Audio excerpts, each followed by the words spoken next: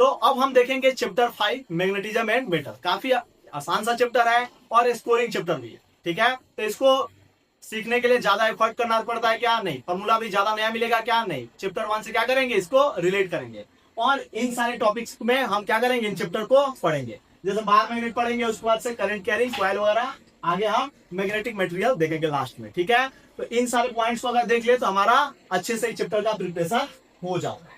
तो सबसे पहले बात करेंगे बार मैग्नेट के बारे में। तो बार मैग्नेट मतलब क्या? ईटा शेप का मैग्नेट होगा तो उसको क्या बोलेंगे? Bar magnet. ईटा शेप का अगर मैग्नेटिक मटेरियल से बना हुआ मैग्नेट होगा तो उसको क्या बोलेंगे? Bar magnet. और इसलिए इसको बोलता है rectangular piece of magnetic material. Simple, कोई भी मैग्नेटिक मटेरियल का कैसा पीस? Rectangular piece. और मैग्नेटिक मटेरियल क्या होता है? या तो स्टील ले लो, आयरन ले लो, कोबाल्ट ले लो, निकल ले लो। तो ये सारे क्या है? मैग्नेटिक मटेरियल के कुछ अच्छे एग्जांपल हैं। बात करेंगे बार मैग्नेट में तो दो पोल होते हैं। बार मैग्नेट में कितने पोल? एक होता है नॉर्थ पोल, एक होता है साउथ पोल, ठीक है। और नॉर्थ पोल का पोल एक होता है, इसका मान लो कि पोल है तो इसका मजबूती नापने के लिए कुछ चाहिए कि नहीं चाहिए? तो इसका पोल को हम किससे नापते हैं? पोल स्ट्रेंथ से। किससे नापते हैं बताओ? पोल स्ट्रेंथ से। और पोल स्ट्रेंथ को किससे लिखते हैं बताओ? स्मॉल एम से। और नॉर्थ के लिए प्लस एम यूज करते हैं और साउथ के लिए माइनस एम यूज करते हैं। और इसका यूनिट क्या होता है बताओ? Ampere metre. यूनिट क्या होता है बताओ? Ampere metre. तो देखेंगे तो इसमें कितने पोल? दो पोल, नॉर्थ पोल और साउथ पोल। तो ये नॉर्थ पोल और साउथ पोल एक दूसरे को क्या करेंगे? अट्रैक्ट करेंगे। अभी आगे देखेंगे तो अट्रैक्ट करेंगे तो थोड़ा सा क्या होता है? अंदर धंसा होता है। थोड़ा सा क्या होता है? मैग्नेट के किनारे से थोड़ा अंदर धंसा होता है। तो जो अंदर धंसा होता है तो इनके बीच में, दोनों पोल के बीच में जो दूरी होता है उसको क्या बोलते हैं? Magnetic length. और किनारे किनारे का जो ज्योमेट्रिक लेंथ होगा उसको जीएल से बोलेंगे। तो यहाँ पे मैग्नेटिक लेंथ थोड़ा सा कम है कि नहीं है? तो कितना होता है? 0.84 टाइम्स ऑफ किसके होता है? Geometric length. मैग्नेटिक लेंथ किसके बराबर? 0.84 टाइम्स ऑफ ज्योमेट्रिक लेंथ के बराबर होता है। बात करेंगे इसके प्रॉपर्टीज का, बार मैग्नेट का प्रॉपर्टीज का। तो धागा बांध के अगर इसको फ्रीली क्या करोगे? सस्पेंड करोगे, लटकाओगे तो क्या होगा? कैसे अलाइन हो जाएगा बताओ? नॉर्थ से साउथ डायरेक्शन में क्या हो जाता है? अलाइन हो जाता है। और लाइक पोल क्या करता है बताओ? रिपेल करता है। जैसे लाइक चार्ज क्या करते थे बताओ? एक दूसरे को रिपेल करते थे क्या? और अनलाइक वाले क्या करते थे बताओ? अट्रैक्ट। चार्ज में भी तो वैसा ही अनलाइक पोल क्या करेगा बताओ? अट्रैक्ट करेगा। अनलाइक पोल बोले तो क्या? नॉर्थ और साउथ एक दूसरे को क्या करेंगे? अट्रैक्ट। इसलिए इसका पोल स्ट्रेंथ प्लस है, इसका माइनस है। एक दूसरे को क्या करेंगे? अट्रैक्ट करेंगे। बात करेंगे मैग्नेटिक फील्ड का। तो मैग्नेटिक फील्ड का जो डायरेक्शन होता है, मैग्नेट के बाहर वो नॉर्थ से साउथ और मैग्नेट के अंदर साउथ से नॉर्थ। यानी ये तो पता चल गया कि अगर ये मैग्नेट है तो ये नॉर्थ है और ये साउथ है। तो हम देखे थे मैग्नेट के बाहर कहां से कहां? नॉर्थ से साउथ, नॉर्थ से साउथ। और मैग्नेट के अंदर साउथ से नॉर्थ। तो ये क्या लूप भी तो बन रहा है। तो आगे चल के देखेंगे कि मैग्नेटिक फील्ड लाइंस क्या बनाती है? लूप बनाती है। मैग्नेटिक फील्ड लाइन क्या बनाती है बताओ? क्लोज लूप बनाती है। आगे इसको अभी हम देखें। बात करेंगे मैग्नेटिक फील्ड लाइंस का। अभी मैग्नेटिक फील्ड लाइंस हमने बनाया भी था। तो मैग्नेटिक फील्ड लाइंस का बात करेंगे तो अगर मान लो कोई भी मैग्नेटिक फील्ड लाइंस है तो किसी पॉइंट पर हमको क्या चाहिए? डायरेक्शन चाहिए। किसका? मैग्नेटिक फील्ड का। तो क्या करो? उस पॉइंट पे टेंजेंट चाहिए। उस पॉइंट पे क्या करो? टेंजेंट। तो ये क्या बता देगा? उस पॉइंट पे मैग्नेटिक फील्ड का डायरेक्शन बता देगा। पहला प्रॉपर्टी क्लियर।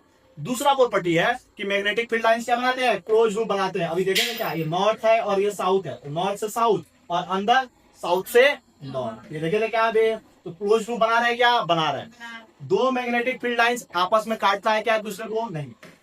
दो मैग्नेटिक फील्ड लाइंस आपस में एक दूसरे को नहीं इंटरसेक्ट करता, जैसे इलेक्ट्रिक फील्ड लाइंस में इंटरसेक्ट नहीं करता। तो ये भी प्रॉपर्टी क्लियर है। अब मैग्नेटिक फील्ड लाइंस पास पास होंगे। मैग्नेटिक फील्ड लाइंस अगर पास पास होंगे तो क्या बताएंगे? कि वहां पे मैग्नेटिक फील्ड का स्ट्रेंथ क्या है? ज्यादा। दूर दूर तो मैग्नेटिक फील्ड वहां पे कमजोर होगा। यानी मैग्नेटिक फील्ड लाइन के प्रोपोर्शनल किसके होगा? Number of magnetic field lines के होगा। बिल्कुल क्लियर है, बिल्कुल क्लियर है। इसके बाद से देखोगे तो मैग्नेटिक डाइपोल। अब क्या करेंगे? मैग्नेट का प्रॉपर्टी है जिसको क्या बोलते हैं? Magnetic dipole. और मैग्नेटिक डाइपोल सिंपल क्या होता है? एक सिस्टम होता है। मैग्नेटिक डाइपोल क्या होता है? सिस्टम। प्लस और माइनस स्ट्रेंथ वाले पोल के। जैसे देखो एक प्लस था क्या? नॉर्थ था क्या? नॉर्थ के लिए प्लस है और साउथ के लिए माइनस है। तो इन दो पोल स्ट्रेंथ से मिलकर बना हुआ है क्या होता है? सिस्टम होता है। दो equal and opposite pole strength से मिलकर बना हुआ क्या होता है? सिस्टम होता है, जिसको हम स्मॉल दूरी पे सेपरेट करके रखते हैं। बात करेंगे इसका इसमें टर्म आता है जो इसको क्या करता है? इसको एक्सप्लेन करता है। कौन सा? Dipole moment. Dipole moment. और डाइपोल मोमेंट को किससे लिखेंगे बताओ? कैपिटल एम से। वो किसके बराबर होता है? Small m into l. Small m क्या था? Pole strength. और एल क्या बताओ? दोनों पोल स्ट्रेंथ के बीच का दूरी है। दोनों पोल स्ट्रेंथ के बीच का दूरी कितना बताओ? एल है। तो यहाँ पे किसके बराबर होता है? कैपिटल एम मतलब dipole moment, small m into l. और स्मॉल एम का यूनिट क्या था, एम्पियर मीटर। लेंथ का क्या होता है, मीटर। डाइपोल मोमेंट का यूनिट क्या होगा, एम्पियर मीटर स्क्वायर। और ये कैसा क्वांटिटी है बताओ, वेक्टर क्वांटिटी। और डायरेक्शन कहाँ से कहाँ, साउथ से नॉर्थ। जैसे इलेक्ट्रिक डाइपोल का क्या डायरेक्शन था, -q से +q, तो ये भी क्या होता है, -m से +m की तरफ है। आसान है क्या। इसी में बात करेंगे कि डाइपोल मोमेंट कैसा क्वांटिटी, वेक्टर। तो इसका एडिशन भी कैसे करोगे, वेक्टर एडिशन करेंगे ना। तो मान लो कि दो मैग्नेट है, एक पहला वाला मैग्नेट है उसका डाइपोल मोमेंट m1, दूसरा डाइपोल मैग्नेट है जिसका डाइपोल मोमेंट m2, और दोनों कितने पे आपस में अलाइन हुए बताओ, थीटा डिग्री पे आपस में थीटा डिग्री बना रहे हैं। तो इनका रिजल्टेंट लिखने के लिए हम क्या करेंगे, अपना वेक्टर लॉ यूज करेंगे। तो वेक्टर लॉ क्या बोलता है रिजल्टेंट का मैग्नीट्यूड के लिए, √of m1 square plus m2 square plus 2 m1 m2 cos theta. और थीटा क्या है, दोनों m1 और m2 के बीच का बनने वाला एंगल। बात होगा कि इसका डायरेक्शन जो अपना रिजल्टेंट अपना मैग्नेटिक डाइपोल मोमेंट आया उसका कितना एंगल बना है, किसके साथ, पहला m1 के साथ या डाइपोल मोमेंट के साथ। तो tan अल्फा बराबर क्या होता है, m2 sin theta divide by m1 plus m2 cos theta. बिल्कुल आसान है। अब इसके क्या कुछ स्पेशल केस भी था क्या, था। जैसे मान लो कि रिजल्टेंट का वैल्यू लिखना हो और एंगल कितना बन रहा हो, 0, तो डायरेक्ट क्या करो, दोनों डाइपोल मोमेंट को जोड़ दो। अगर एंगल बन रहा है 90 डिग्री तो √of m1 square plus m2 square. Angle अगर 180 डिग्री तो बड़े वाले में से छोटे वाले को क्या करोगे, माइनस, इसलिए इसके मोड लगाते हैं। इसी में कभी कभी स्पेशल केस में क्या होता है कि दोनों अपना डाइपोल मोमेंट का मैग्नीट्यूड बराबर आ जाता है। उस केस में अगर एंगल 0 तो 2m, एंगल 60 डिग्री तो √3m, एंगल 90 डिग्री तो √2m, एंगल 120 डिग्री तो अपना इंडिविजुअल m के बराबर, एंगल 180 डिग्री तो कितना, 0 के बराबर। तो ये स्पेशल केस ध्यान रखेंगे तो एमसीक्यू क्वेश्चन फास्ट करेंगे। बात आता है बार मैग्नेट का, क्या करेंगे, कटिंग करेंगे। बार मैग्नेट को दो तरीके से काट सकते हैं, एलोंग द एक्सिस भी काट सकते हैं और परपेंडिकुलर टू दी एक्सिस भी काट सकते हैं। तो मान लो कि एलोंग काटें, तो एलोंग काटेंगे तो क्या होगा, तो लेंथ तो सेम रहेगा लेकिन एक टर्म अभी बढ़ेगा ना, पोल स्ट्रेंथ। क्या पड़ेगा बताओ, पोल स्ट्रेंथ। वो डायरेक्टली प्रोपोर्शनल किसके होता है बताओ, एरिया के होता है। तो देखो ना यहाँ पे क्रॉस सेक्शनल एरिया घटा है कि नहीं घटा है, आधा हो गया। तो पोल स्ट्रेंथ क्या आ जाएगा, आधा। लेंथ तो वही रहा। तो यहाँ पे आप डाइपोल मोमेंट लिखोगे तो डाइपोल मोमेंट क्या होता है, पोल स्ट्रेंथ कितना है, m/2 इंटू लेंथ। तो क्या हुआ, ml/2 आया क्या। और हमने पहले ही मान रखा है कि ml बराबर क्या है, m। तो पोल स्ट्रेंथ यहाँ पे डाइपोल मोमेंट कितना आ गया, m/2। अगर मान लो कि बीचों बीच काट दिए तो यहाँ पे लेंथ कितना हो जाएगा, आधा। क्रॉस सेक्शनल एरिया चेंज हुआ क्या, नहीं। पोल स्ट्रेंथ सेम रहेगा। तो यहाँ पे लिखोगे तो यहाँ भी जाएगा, तो कैपिटल M का वैल्यू कितना आएगा, pole strength into length, length का वैल्यू L/2। ml के जगह पे क्या लिख सकते हो, m। यानी यहाँ पे क्या हुआ, डाइपोल मोमेंट आधा हो गया। तो यानी मैग्नेट को तुम ऐसे काटो या ऐसे काटो, डाइपोल मोमेंट क्या होगा, आधा। अगर मान लो कि इसी में जनरल केस लेंगे कि अगर हमने मान लो कि ओरिजिनल अपना मैग्नेट था, डाइपोल मोमेंट कितना था, m, उसको हमने n भाग में क्या किया, काट दिया। तो डाइपोल मोमेंट कितना होता बताओ, m/n। कितना होता बताओ, m/n। बिल्कुल आसान, बिल्कुल आसान। इसके बाद से बात आएगा डाइपोल मोमेंट हम किसका लिखेंगे, करंट कैरिंग क्वाइल जो होता है, करंट कैरिंग कोई रिंग होता है, वो भी डाइपोल की तरह काम करता है कि नहीं करता है, करता है। अब डाइपोल की तरह काम करेगा तो उसका डाइपोल मोमेंट भी होगा। तो डाइपोल मोमेंट लिखने के लिए जैसे मान लो यहाँ पे करंट कैसे जाना है, देखोगे तो एंटी क्लॉकवाइज डायरेक्शन में जाना है कि नहीं जाना, एंटी क्लॉकवाइज डायरेक्शन में जा रहा है। तो ये कैसा बिहेव करेगा, नॉर्थ पोल की तरह। कैसा बिहेव करता होगा, नॉर्थ पोल। ऐसे भी लिखते हैं, ऐसे बना लेते हैं क्या, तो ये कैसा बिहेव करता होगा, नॉर्थ पोल की तरह। एन पोल लिख सकते हो, शॉर्ट में क्या लिखोगे बताओ, एन पोल की तरह बिहेव करता है। कौन सा, अगर करंट कैरिंग लूप में करंट कैसे जाना है, एंटी क्लॉकवाइज।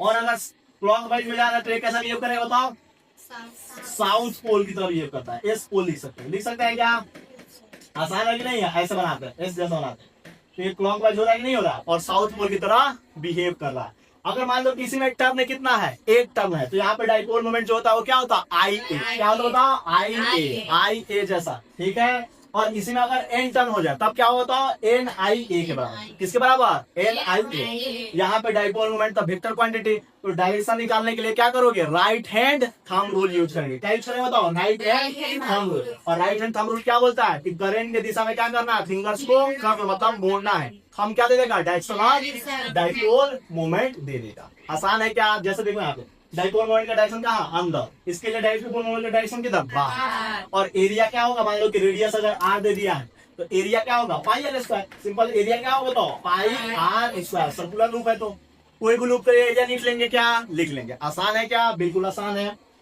इसके बाद से देखोगे तो डाइपोल, मैग्नेटिक डाइपोल देखेंगे आप क्या, यूनिफॉर्म मैग्नेटिक फील्ड में रख के। तो हमने जैसे इलेक्ट्रिक डाइपोल को यूनिफॉर्म मैग्नेटिक फील्ड में इलेक्ट्रिक फील्ड में रखा था, तो वहां पे नेट फोर्स कितना आया था 0। तो यहाँ पे देखो थोड़ा बहुत कन्वर्जन कर लेंगे ना, चैप्टर 1 के फॉर्मूला कॉपी पेस्ट हो जाए। जैसे वहां पे चार्ज हुआ करता था तो यहाँ पे क्या आएगा pole strength, small electric field यहाँ पे मैग्नेटिक फील्ड, डाइपोल मोमेंट को वहां पे लिखा था किससे, इलेक्ट्रिक डाइपोल मोमेंट को पी से, तो यहाँ पे किससे लिखा बताओ, कैपिटल एम से। वहां पे 1/4πε0 कांस्टेंट का वैल्यू, यहाँ पे μ0/4π। तो ये कन्वर्जन कर लेंगे ना तो सारा फॉर्मूला क्या होगा कॉपी पेस्ट। जैसे देखोगे तो एक्सटर्नल फील्ड हमने अप्लाई कर दिया कितना, यूनिफॉर्म मैग्नेटिक फील्ड है बी, उसके अंदर हमने मैग्नेट को रख दिया जिसका लेंथ कितना बताओ, मैग्नेटिक लेंथ एल है, पोल स्ट्रेंथ कितना है एम। तो देखो नेगेटिव में क्या लगेगा, उल्टा दिशा में फोर्स लगेगा, पॉजिटिव में सीधा सीधा लगेगा। वहां पे लगता था ना फोर्स लेवल क्या लगता था QE, तो यहाँ पे मैग्नेटिक फोर्स लिखोगे तो Q की जगह पे क्या आएगा M, और E की जगह पे क्या आएगा B, M भी आएगा क्या उल्टा और इसमें सीधा, दोनों कैंसिल करेंगे तो नेट फोर्स कितना आएगा 0। यूनिफॉर्म मैग्नेटिक फील्ड में अगर हम किसको रखेंगे मैग्नेट को, तो उसके ऊपर नेट फोर्स 0, लेकिन टॉर्क तो लगेगा, इसको घुमाएगा कि नहीं घुमाएगा, घुमाएगा। तो कितना टॉर्क से घुमाएगा बताओ, वहां पे P sin थीटा, तो यहाँ पे M B sin थीटा, उसी को M क्रॉस B भी लिख सकते हैं ना। इसमें अगर टॉर्क का अगर मिनिमम वैल्यू चाहिए तो क्या करो, थीटा बराबर 0 रखो, तो थीटा बराबर 0 पे टॉर्क कितना 0, टॉर्क का वैल्यू कितना आएगा बताओ 0, और थीटा बराबर 90 पे टॉर्क का वैल्यू क्या आएगा बताओ मैक्सिमम, टॉर्क क्या आएगा बताओ मैक्सिमम, और कितना है बताओ कैपिटल M B के बराबर, कितना है बताओ कैपिटल M B, इसलिए कि sin 90 का वैल्यू कितना होता है, sin 90 का वैल्यू 1, तो टॉर्क क्या आएगा मैक्सिमम। आसान है क्या, ठीक है। इसी में एक टर्म आता था पोटेंशियल एनर्जी, पोटेंशियल एनर्जी क्या होता था वहां पे माइनस का E cos थीटा, यहाँ पे क्या बनेगा P की जगह पे M, P की जगह पे B, तो माइनस का MB cos थीटा बनेगा क्या। अब देखोगे तो पोटेंशियल एनर्जी मिनिमम कब होगा, तो इसमें रख के देखो थीटा बराबर 0 रखोगे तो क्या आएगा माइनस का MB, तो ये स्केलर क्वांटिटी है ना, स्केलर क्वांटिटी अगर नेगेटिव में है तो क्या माना जाएगा, सबसे 0 से भी कम माना जाएगा, तो ये क्या होगा मिनिमम। और जब एनर्जी मिनिमम तो कौन सा equilibrium, stable equilibrium, stable equilibrium होगा ना, और स्टेबल इक्विलिब्रियम में क्या करता है बताओ SHF परफॉर्म करता है, डाइपोल अपना क्या करेगा SHF अपना परफॉर्म करेगा। तो यहाँ पे क्या टाइम पीरियड भी लिख लेंगे, क्या होगा 2π√I/MV भी लिख सकते हैं क्या। और वहां पे जैसे पढ़े थे आई का, वहां भी क्या था मोमेंट ऑफ इनर्शिया, यहाँ भी क्या बताओ मोमेंट ऑफ इनर्शिया, एम क्या बताओ डाइपोल मोमेंट, डी क्या बताओ मैग्नेटिक, तो क्या यहाँ पे हम टाइम पीरियड निकाल लेंगे क्या, इसका आसानी से निकाल लेंगे। इसमें बात आएगा कि अगर मैक्सिमम का बात करूं थीटा बराबर कितना 180, तो 180 का वैल्यू cos 180 का वैल्यू -1 से मल्टीप्लाई होगा तो ये प्लस का MB हो जाएगा, और ये मैक्सिमम पर क्या होगा कौन सा इक्विलिब्रियम, और अनस्टेबल पे SHM होता है क्या, नहीं है। इसमें बात होगा वर्क डन, अगर मान लो कि थीटा 1 से थीटा 2 डाइपोल को घुमाना है या अपना मैग्नेट को घुमाना है तो कितना वर्क करना पड़ेगा, MB cos theta 1 minus cos theta 2, वही बिल्कुल आसान है क्या ये। इसमें आएगा कि अगर मान लो कि हम मैग्नेट को रख रहा है लेकिन कहाँ पे नॉन यूनिफॉर्म मैग्नेटिक, तो फोर्स 0 हो भी सकता है, नहीं टॉर्क 0 हो भी सकता है और नहीं भी हो सकता है, तो ये हमें क्या करना है ध्यान रखना है।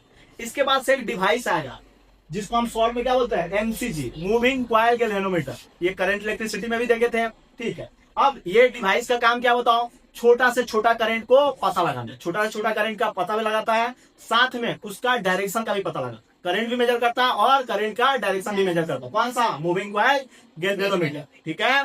और ये छोटा छोटा भी करंट नाप लेता है। बात करें इस प्रिंसिपल पे, इसका प्रिंसिपल क्या है, किस प्रिंसिपल पे किस सिद्धांत पे काम करता है, तो करंट कैरिंग वायर को हम किसी भी अगर एक्सटर्नल मैग्नेटिक फील्ड में रखते हैं तो उसके ऊपर क्या रहता है बताओ टॉर्क, और टॉर्क लगने की वजह से इसका पॉइंटर क्या होता है घूमने लगता है, आसान है। बात करेंगे कंस्ट्रक्शंस का, किससे बना होता है, तो कॉइल मैग्नेट सॉफ्ट आयरन भी लगा होता है, स्प्रिंग लगा होता है और पॉइंटर भी लगा होता है, देखो। और यहाँ पे जो देखोगे तो रफली डायग्राम अपना ऐसे बनता है, ये अपना 2 सिलेंड्रिकल मैग्नेट है नॉर्थ साउथ, और बीच में क्या बताओ सॉफ्ट आयरन कॉइल है अपना।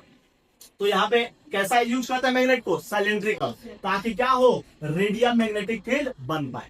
कैसा मैग्नेटिक फील्ड बनता है, रेडियल, क्वेश्चन एग्जाम में। और यहाँ पे क्या बना हुआ होता है, बीच में 0 है, लेफ्ट और राइट में क्या करता है रीडिंग नापता है, लेफ्ट राइट पे जाता है, इसका 0 कहाँ पे बीच में, ऐसे नहीं यहाँ से 0 से नहीं, लेफ्ट राइट में जाके क्या करता है डायरेक्शन भी बता देता है। बात करेंगे इसका वर्किंग का, तो जितना ज्यादा करंट उतना ज्यादा क्या आता है थीटा मतलब डिफ्लेक्शन, उतना ही ज्यादा क्या होगा घूमेगा, जितना ज्यादा करंट उतना ही ज्यादा घूमेगा तो उतना ही ज्यादा रीडिंग देगा, ठीक है। तो वहां पे यही का बैलेंस करके क्या आता था टॉर्क का वैल्यू NIAB sin थीटा, यहाँ पे N क्या बताओ number of turn, I current, A cross sectional area या लूप का एरिया, और B क्या बताओ मैग्नेटिक फील्ड, और sin थीटा क्या बताओ एंगल। क्लियर है क्या, sin थीटा किसके बीच का एंगल, एरिया वेक्टर और मैग्नेटिक फील्ड के बीच का एंगल। इसमें एक टर्म आता था करंट सेंसिटिविटी, तो सिंपल क्या होता है deflection per unit current. Voltage sensitivity, deflection per unit voltage, और दोनों किस में आते हैं, रेडियन पर एम्पियर और ये वाला रेडियन पर वोल्ट। आसान है, बिल्कुल बिल्कुल आसान है, ये फॉर्मूला भी बन जाता है यहाँ से। नेक्स्ट पॉइंट पे आ जाओ। अब क्या देखेंगे, एटॉमिक मैग्नेटाइजेशन देखेंगे। एटॉमिक मैग्नेटाइजेशन देखने से पहले बोर का दो पोस्टुलेट्स होता है, एटॉमिक स्ट्रक्चर में पढ़ते भी हैं। क्या होता बताओ, mv square equal to kZe square by r square. Electron घूम रहा है तो तुम्हें सोचो सेंटर के तरफ फोर्स लगेगा कि नहीं लगेगा, इसमें तो न्यूक्लियस के ऊपर कौन सा पॉजिटिव चार्ज, इसके ऊपर नेगेटिव, तो इलेक्ट्रोस्टैटिक फोर्स लगेगा क्या, और कितना लगेगा, kZe स्क्वायर बाई r। और यही किसका काम करेगा, सेंट्रीपिटल फोर्स का, और सेंट्रीपिटल फोर्स क्या होता है, mv स्क्वायर बाई r। और हमने दूसरा पोस्टुलेट क्या बोला था कि जो अपना एंगुलर मोमेंटम होता है वो क्वांटाइज होता है, किसके बराबर, mvr इक्वल टू nh/2π। तो यही पे अपना रेडियस, वेलोसिटी, अपना एनर्जी वगैरह कैलकुलेशंस करते थे एटॉमिक स्ट्रक्चर में। इसको देखने की जरूरत है क्या, नहीं, इसको हम मॉडर्न फिजिक्स में देखेंगे, ठीक है। हाँ, अभी के लिए बात करोगे कि सर्कुलर मोशन जब भी चार्ज पार्टिकल करता है तो अपना करंट निकलने के लिए क्या करते हैं बताओ, चार्ज में किसका, टाइम पीरियड का भाग देते हैं। और टाइम पीरियड कैसे लिखते हैं, 2πr/v करिए। r यहाँ पे रेडियस है उस ऑर्बिट का या जो सर्कुलर पाथ का, और v क्या है, कितना वेलोसिटी से चार्ज पार्टिकल घूम रहा है। तो यहाँ पे अपना करंट का वैल्यू आ जाएगा क्या, इसलिए हम जानते हैं। तो ओमेगा बराबर क्या होता है, 2π होता है या 2π/t होता है। यहाँ से हम कुछ भी लिख सकते हैं, क्या, I बराबर क्या होगा, इलेक्ट्रॉन का बात करोगे तो EVr/2πr दे जाए। इसी में अगर मान लो कि अब करंट क्या हो रहा है, चार्ज पार्टिकल घूम रहा है, तो सेंटर पे क्या बनाएगा कि नहीं, अपना मैग्नेटिक फील्ड पे इंड्यूस होगा। तो कितना मैग्नेटिक फील्ड इंड्यूस होता है, तो μ0I/2r। जितना करंट है उसको क्या करो, μ0I/2r से क्या करो, मल्टीप्लाई करो, तो कितना आता है, μ0qv/4πr। आसान है। यही पे टर्म आता है कौन सा, डाइपोल मोमेंट, जो देखे थे अभी, कितना था, आई पे करंट मिल गया, एरिया से मल्टीप्लाई कर दो, आ जाएगा। तो वैल्यू अगर कितना आता बताओ, qvr/2। इलेक्ट्रॉन का बात करोगे तो क्यू के जगह पे ई आ जाएगा, जानते ना इलेक्ट्रॉन का चार्ज ई होता है। इसी में टर्म होता है क्या, मान लो कि कैपिटल एम भी आ गया और एल भी आ गया, यानी डाइपोल मोमेंट और एंगुलर मोमेंटम आ गया, दोनों को डिवाइड करोगे तो कितना आएगा, q/2 है। और ये पूरे फिजिक्स पे यूज करें, काफी इंपोर्टेंट इक्वेशन है। इसमें अगर कैपिटल एम का वैल्यू लिखना हो तो क्या करोगे, q/2 है इनटू क्या करोगे, एल, और एल का वैल्यू क्या देंगे थे, nh/2π। वैल्यू सब्स्टिट्यूट करोगे तो एम का वैल्यू NEh/4π। अब एन का कहां से वैल्यू स्टार्ट होगा, 1 2 3 ऐसे। एन का वैल्यू 1 रखने पे जो वैल्यू आता है उसी को क्या बोलते हैं, बोर मैग्नेटॉन। और बोर मैग्नेटॉन का वैल्यू कितना होता है, 0.923 × 10⁻23। और यूनिट क्या है, मैग्नेटिक मोमेंट का हमने देखा था, डाइपोल मोमेंट का, एम्पियर मीटर स्क्वायर। आसान है क्या, बिल्कुल आसान। इसी में आएगा क्या, अगर मान लो कि नॉन कंडक्टिंग अगर कोई क्या है, चार्ज बॉडी है, उसको क्या करें, ओमेगा से घुमा रहे हैं, कितना से, ओमेगा से घुमा रहे हैं। नॉन कंडक्टिंग चार्ज बॉडी है, उसका रेडियस हमने मान लिया कितना, r, और घुमा रहे हैं कितना से, ओमेगा से। तो हम जानते हैं एंगुलर मोमेंटम क्या होता है, I होता है क्या, और यहाँ पे I क्या बताओ, moment of inertia, omega angular velocity. तो हमने देखो मोमेंट ऑफ इनर्शिया थोड़ा सा याद होना चाहिए लेवल का। रिंग का mr², डिस्क का mr²/2, स्फीयर का 2/5 mr², हॉलो स्फीयर का 2/3 mr²।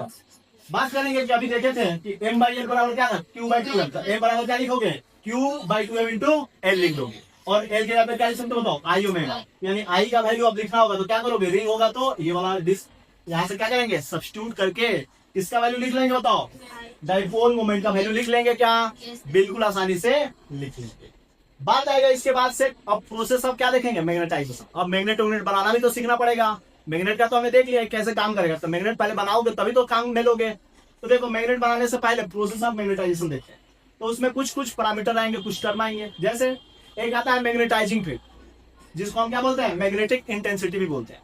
तो मैग्नेटाइजिंग फील्ड वो फील्ड होता है जो अप्लाई करता है किसी भी मटेरियल को मैग्नेटाइज करने के लिए। जैसे applied field to magnetise material, और इसको रिप्रेजेंट किससे करता है बताओ, एच से। और इसका यूनिट क्या होता है, एम्पियर/मीटर, और ये भी क्या होता है, वेक्टर क्वांटिटी। और इसका वैल्यू क्या होता है, एच बराबर होता है b/μ होता है। अगर b0 लिखोगे तो μ0 आएगा, और b किसी मीडियम में रहे तो उस मीडियम का क्या करोगे, परमिएबिलिटी ले लोगे। क्लियर है क्या, बिल्कुल क्लियर है। इसी में था intensity of magnetization. Intensity of magnetization को किससे लिखते हैं, I से। और इंटेंसिटी ऑफ मैग्नेटाइजेशन बहुत ही आसान है, क्या होता है, induced dipole moment per unit volume. Induced dipole moment per unit volume, ऐसा क्वांटिटी, वेक्टर क्वांटिटी, यूनिट क्या होगा, एम्पियर/मीटर। आराम से बता सकते हैं क्या। इसी में अगर मान लो कि इंड्यूस्ड अपना आ गया, इंटेंसिटी ऑफ मैग्नेटाइजेशन आ गया, इंड्यूस्ड मैग्नेटिक फील्ड निकालना, तो क्या करोगे, μ0 से I को मल्टीप्लाई करो, बिल्कुल आसान, बिल्कुल। इसी में एक टर्म आता था मैग्नेटिक ससेप्टिबिलिटी, भारी वर्ड है थोड़ा, इसको काई से लिखते हैं। ठीक है, काई या टाई बोल दो। ये सिंपल किसके बारे में बताता है? Tendency of material to magnetise. वो मटेरियल का टेंडेंसी को बताता है कितना आसानी से मैग्नेटाइज हो रहा है या मुश्किल से। काई का वैल्यू ज्यादा तो आसानी से मैग्नेटाइज, काई का वैल्यू कम मुश्किल से मैग्नेटाइज। नेगेटिव हो जाएगा तो मैग्नेटाइज करना संभव है क्या? नहीं है। वैल्यू होता है आई बाई एच। अभी देखे थे आई और एच, देखे थे क्या? देखे थे यूनिट लेस और डायमेंशन लेस होता है, इसलिए आई और एच का यूनिट क्या होता है? Ampere per metre, ampere per metre, दोनों कट गया तो क्या आएगा? यूनिट लेस और डायमेंशन लेस। बात आएगा इसमें मैग्नेटिक परमेबिलिटी, जिसको किससे लिखते हैं? म्यू से। तो वो क्या सिंबल बताता है कि कोई भी मटेरियल अपने से कितने फील्ड लाइंस को पास करने में सक्षम है।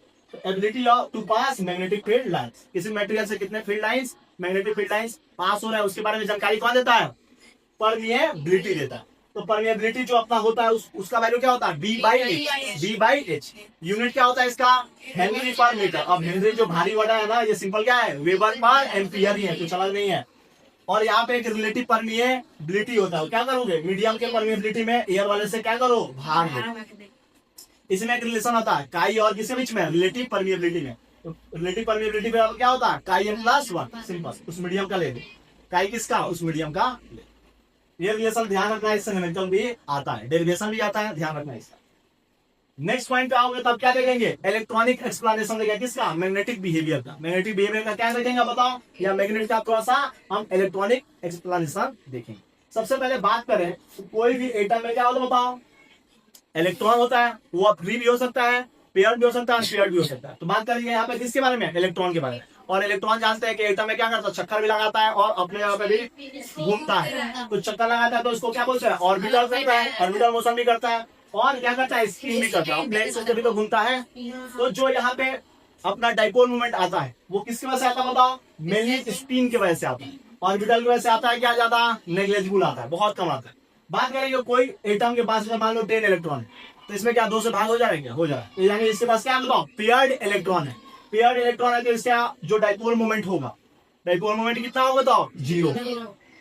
इसके बाद से अगर एटम के पास क्या बताओ? 11 इलेक्ट्रॉन है, तो देखो इसके पास अनपेयर्ड होगा कि नहीं? 2 से डिवाइड करो तो कट रहा है क्या? नहीं। 10 तो पेयर्ड में खत्म हो जाएगा। एक क्या होगा? Unpaired electron. अनपेयर्ड इलेक्ट्रॉन होगा तो इसका जो डाइपोल मोमेंट होगा इस एटम का वो कितना? 0 होगा क्या? नहीं। बिल्कुल आसान है। इसी थ्योरी के बेसिस पे मटेरियल को कितने भाग में? 3 भाग में। एक है डाया, एक है पारा, एक है फेरो। डायमैग्नेटिक, पैरामैग्नेटिक और फेरोमैग्नेटिक। डायमैग्नेटिक वो मटेरियल होते हैं जिसके पास क्या होते हैं बताओ? अनपेयर्ड इलेक्ट्रॉन नहीं होते। सबसे सब इलेक्ट्रॉन क्या होता है? पेयर। इसका जो एटम का डाइपोल मोमेंट लिखो तो कितना आएगा? 0। और इसको कैसे एक्सप्लेन करते हो बताओ? ऑर्बिटल मोशन से। बात करेंगे पैरामैग्नेटिक का, तो इसके पास क्या होता है? ऑर्बिटल अनपेयर्ड इलेक्ट्रॉन होते हैं। और इसका जो डाइपोल मोमेंट होता है एटम का, इस एटम का डाइपोल मोमेंट क्या होता है? 0 होता है क्या? और इसकी वो एक्सप्लेन करते हैं कौन से मोशन से? Spin motion. ऑर्बिटल स्पिन से, ध्यान रखना है। अगर मान लो कि ये कोई एटम है तो इसका जो अनपेयर्ड इलेक्ट्रॉन इसके पास होता है, लेकिन क्या होता है? रैंडम डायरेक्शन में ओरिएंट होके नेट क्या हो जाता है उनका? Dipole moment 0। लेकिन अगर मैग्नेटाइजिंग फील्ड अप्लाई कर दें तो सारे के सारे क्या होंगे? एक दिशा में अलाइन हो जाएंगे, जिस वजह से उनका डाइपोल मोमेंट क्या होगा? नॉन जीरो बन जाएगा। यानी ये क्या होगा? मैग्नेटाइज हो जाएगा। मैग्नेटिक मोमेंट नॉन जीरो होने का मतलब मैग्नेटाइज होना। क्या होना बताओ? मैग्नेटाइज होना, यानी मैग्नेट बनना। सिंपल, ठीक है। इस वजह से फेरोमैग्नेटिक का बात करोगे तो उसके पास भी क्या होता है? अनपेयर्ड इलेक्ट्रॉन होते हैं। और उसके एटम का जब डाइपोल मोमेंट निकालोगे तो 0 होगा क्या? नहीं। अनपेयर्ड इलेक्ट्रॉन तो 0 नहीं होगा। इसका जो हम थ्योरी को एक्सप्लेन करते हैं तो किससे थ्योरी से? कौन सा? डोमेन फॉर्मेशन से। डोमेन कुछ नहीं होता, जैसे मछली क्या होता है ना कि जो रानी होती है उसके पीछे पीछे सब फॉलो करते हैं, तो वैसा ही देखो कुछ जोन इधर भागा है, कुछ इधर भागे है, कुछ ग्रुप ग्रुप में चलते हैं। डाइपोल किधर चलता है बताओ? ग्रुप ग्रुप में चलते हैं। तो यहाँ पे भी देखोगे तो नेट डाइपोल मोमेंट क्या आ रहा है? 0 आ रहा है। लेकिन एक बार तुमने क्या किया? मैग्नेटाइजिंग फील्ड अप्लाई कर दिया तो क्या होंगे? सारे के सारे अलाइन हो जाएंगे, तब डाइपोल मोमेंट 0 होगा क्या एटम का? नहीं होगा। ठीक है। और सबसे अच्छे कौन होता है? Ferromagnetic material. इसका सबसे अच्छा मैग्नेट होता है। इसका टाइप ऑफ मटेरियल का हमने क्या किया? कुछ लिस्ट बनाया है। प्रॉपर्टीज का क्या बनाया है? लिस्ट। जैसे आई और एच का बिहेवियर देखोगे, आई डायमैग्नेटिक का क्या होता है? कम होता है किसके तुलना में? एच के तुलना में। और अपोजिट होता है किससे? आई का जो वैल्यू होता है एच से क्या होता है? अपोजिट। यानी जो इसमें इंटेंसिटी ऑफ मैग्नेटाइजेशन है, इंटेंसिटी ऑफ मैग्नेटाइजेशन जो है वो क्या उल्टा है? मैग्नेटाइजिंग फील्ड से। Magnetic moment per unit volume देखे थे ना, वो उल्टा आएगा इधर से, जो अपना मैग्नेटाइजिंग फील्ड है उसके। पैरामैग्नेटिक में क्या होगा? मैग्नेटाइज होगा लेकिन हल्का फुल्का। किसके दिशा में? एच के दिशा में। ये वाला अच्छा मैग्नेटाइज होगा, इसलिए कि अच्छा मैग्नेट बनेगा ना। इसका बेस्ट एग्जांपल क्या है? आयरन, कोबाल्ट और निकल। आगे देखेंगे आगे। काई का वैल्यू देखेंगे तो I/H था। काई इसके लिए क्या होता है, नेगेटिव, डाया के लिए नेगेटिव होता है, इसलिए अच्छा मैग्नेट बनता है क्या, नेगेटिव और स्मॉल होता है। यहाँ पे देखोगे तो पैरा के लिए क्या होता है, एक से कम होता है और पॉजिटिव होता है। ठीक है, यहाँ से कहा नहीं करता बताओ, एक से कम ना बोल के इसको क्या बोलोगे, एक से अपना कम तो होता है लेकिन क्या होता है, पॉजिटिव और स्मॉल है, छोटा वैल्यू है कि नहीं है, मतलब ये भी मैग्नेट बन सकता है लेकिन उतना अच्छा नहीं बनेगा क्या, नहीं, फेरो की तुलना में थोड़ा अच्छा नहीं बनेगा। फेरो का बात करोगे तो काई का वैल्यू क्या होगा, 1 से बहुत ज्यादा होगा, यानी ये अच्छा मैग्नेट बनेगा क्या बनेगा, यानी इसका काई का वैल्यू पॉजिटिव भी है और लार्ज भी है। हमने देखा था ना, टेंडेंसी के बारे में बताता है किसके, कि मैग्नेट बनेगा कि नहीं बनेगा, कौन, काई। म्यूआर का वैल्यू देखोगे तो क्या था, काई +1, तो इसके लिए निकालोगे तो म्यूआर का वैल्यू 0 और 1 के बीच में लाई करता है, किसके लिए, डाई के लिए, इसके लिए 1 से लेके 2 तक, और इसके लिए यहाँ पे म्यूआर का वैल्यू क्या होगा, 2 से ज्यादा, 2 से भी क्या होगा, ज्यादा होगा, सिंपल, ध्यान रखना है, क्लियर है। हाँ, यहाँ पे देखोगे तो I वर्सेस H का ग्राफ बनाओगे, अभी देखे थे कि I क्या है, नेगेटिव है, तो नेगेटिव में चलेगा कि नहीं चलेगा, यहाँ पे क्या होगा, पॉजिटिव में सीधा सा भागेगा, यहाँ पे क्या होगा, पहले भागेगा बाद में पॉजिटिव। ध्यान रखना, ये टेबल से हर बार क्वेश्चन एक ना एक फंसता है, तो ध्यान रखना इसको टेबल। इसके बाद से टेम्परेचर का डिपेंडेंसी देखेंगे, तो जो काई होता है किसका, डाया का, वो टेम्परेचर के ऊपर डिपेंड करता है क्या, इसलिए इसको इन्वर्सल प्रॉपर्टी भी बोलते हैं, डायमैग्नेटिक मटेरियल का इन्वर्सल प्रॉपर्टी होता है। तो इसका ग्राफ देखोगे तो टेम्परेचर और काई के बीच में तो थोड़ा ऑरिजिन से क्या होगा, नीचे चल हुआ, इसलिए काई क्या था इसका, नेगेटिव, याद करो, काई क्या था, नेगेटिव, तो पॉजिटिव वाला नहीं मानना है, कौन सा मानना है, नेगेटिव वाला। एक होता है क्यूरी लॉ, तो वो क्या बताता है कि जो अपना पैरामैग्नेटिक मटेरियल होते हैं उसको उसके टेम्परेचर बढ़ाने पे मैग्नेटिक सब्स्टिट्यूटिविटी क्या होता है, घट जाता है, इनवर्सली प्रोपोर्शनल टू, ये क्यूरी लॉ है। तो बनाओगे तो ग्राफ कैसे ऐसे बन जाएगा क्या। इसके बाद से लॉ आता है कौन सा, क्यूरी का कौन सा, वेस लॉ, तो वो क्या बोलता है बताओ, कि जो अपना काई होता है वो inversely proportional to 1/t minus क्या बताओ, टीसी, 1 माइनस t/tc है, सिंपल, t माइनस क्या बताओ, टीसी है। हाँ, तो यहाँ पे ये रिलेशन तो है, ग्राफ बनाओगे तो क्या होगा, पहले कांस्टेंट उसके बाद से डिक्रीज होना स्टार्ट होगा। यहाँ पे मुद्दे की बात ये है कि एक टेम्परेचर आता है जिससे ज्यादा अगर गर्म करोगे ना तो क्या होगा, फेरो वाला किस में कन्वर्ट हो जाएगा, पैरा में कन्वर्ट हो जाए, तो वो टेम्परेचर को क्यूरी टेम्परेचर या क्रिटिकल टेम्परेचर भी बोलते हैं। ठीक है, स्टेट का बात करोगे तो जो अपना डायमैग्नेटिक होता है वो सॉलिड में भी हो सकता है, लिक्विड में भी हो सकता है, गैस में भी, पैरा वाला भी सॉलिड, लिक्विड, गैस, लेकिन फेरो वाला हमेशा किस में, सॉलिड में, ऑनली सॉलिड फॉर्म में। बिहेवियर का बात करोगे तो डायमैग्नेटिक को अगर ले जाकर रख दिए तो ये कहां से कहां भागता है, स्ट्रॉन्ग से वीक की तरफ भागता है, स्ट्रॉन्ग मैग्नेटिक फील्ड से वीक मैग्नेट की तरफ रखोगे, ले जाकर पारा को, तो ये क्या होगा, वीक से स्ट्रॉन्ग में जाएगा, धीरे धीरे जाएगा, कैसे जाएगा, धीरे धीरे। लेकिन बात करोगे किसका, फेरो का, तो वो क्या होगा, वीक से स्ट्रॉन्ग में जाएगा, भाग के जाएगा, रेपिडली जाएगा, बहुत तेजी से जाएगा। एग्जाम्पल का बात करोगे तो डाया का एग्जाम्पल क्या होगा, प्रोपोर्शनल लोड, 2-3 एग्जाम्पल ध्यान रखना। इसका एग्जांपल का बात करोगे पैरा का, तो क्या बताओ, सोडियम, पोटेशियम, मैग्नीशियम, मैग्नीशियम, ये सब आ जाएंगे। इसके तो एग्जांपल हमें ध्यान रखना है, आयरन, कोबाल्ट, निकल और अल्निको का एलॉय वगैरह बोल सकते हैं। आसान है क्या, बिल्कुल आसान है, आसानी से बता सकते हो। तो अगर इस चैप्टर का हम इतना पॉइंट्स कवर कर लेते हैं तो कोई भी क्वेश्चन छूट सकता है क्या, वो कोई भी बोर्ड एग्जाम हो या कॉम्पिटिटिव एग्जाम हो, सारे के सारे कवर हो जाएंगे। ठीक है, बहुत जल्दी कर लीजिए, कितना देर में हो गया, ज्यादा ही तेजी से